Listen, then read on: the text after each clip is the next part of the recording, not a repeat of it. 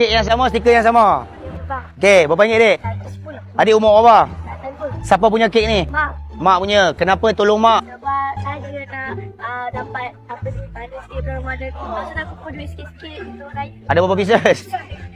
Oh, ni pun nak beli juga. Kes dia banyak, kira sikit. Kek awak banyak lagi, kek dia sikit je. Oh, banyak. Tapi- Biar kat dia juga. Tapi kek yang sama ni. Mana ada? Sama. Korang tengok sama tak guys? Sama. Apa tu kek sama? Adik, Tengok coklat dia, tengok coklat atas dia. tengok sama. Tak sama. Sama. Sama. Sama. Okeylah, macam ni lah. Saya Fahri Azri, saya gentleman. Untuk adik, abang sebagai abang. Okey, 1, 2, 3, 4, 5, 6, 7, 8. Abang bagi adik 5 minit. Pergi hantar kat orang, lepas tu main balik. 1, 2, 3, 4, 5, 6, 7, 8. Pergi hantar kat orang. Pergi bagi. Saya abang bayar.